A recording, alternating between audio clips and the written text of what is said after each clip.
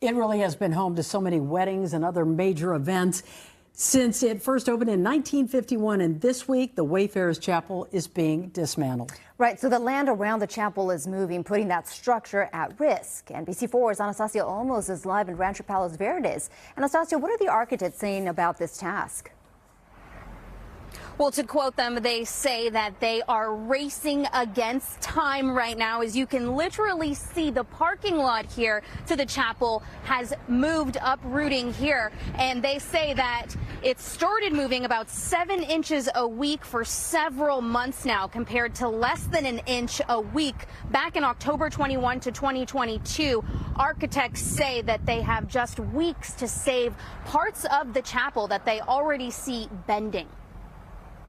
The redwood is already starting to sort of torque or twist, we can see, because of the land movement. It's a race against land and time for architects trying to save the iconic Wayfarer's Chapel in Rancho Palos Verdes. The longer we wait, the greater chance there will be that we won't be able to reuse that material. The 1950s glass chapel closed in February due to accelerated movement of the ancient Abalone Cove landslide on which it sits. Every time I do go up there, because of a wedding taking place, I do always take a peek back at the past book where my husband and I sign it. And I send my husband, like, look, we're still on here. Like, it's still something sentimental. Juliana Holmes got married in the chapel, baptized her daughter there, and has planned dozens of weddings there. I hope it's not a landmark that goes away, that is no longer to host. It holds so much for so many people. That's the exact goal for the Wayfarer staff, now hoping to save the meaning in the material. It's rather urgent that we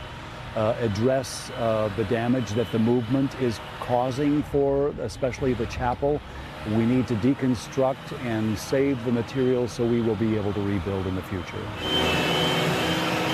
That sound is the start of an estimated month-long process, beginning with leveling the land to safely remove the materials, including Palos Verdes stone masonry, rare redwood from 1951, steel and glass. When we're taking things apart, we're labeling them and putting them in a safe location so that they can be put back together in exactly the same configuration. The race against the slide happening so fast, many questions are still unanswered. How do you move it? Where does it go? And where will it stay? A lot of those questions haven't been answered yet. So there will be a temporary safe location on stable ground that the building will be, the component parts will be stored on. And then the chapel leadership will be working with the city to find a new site for the chapel.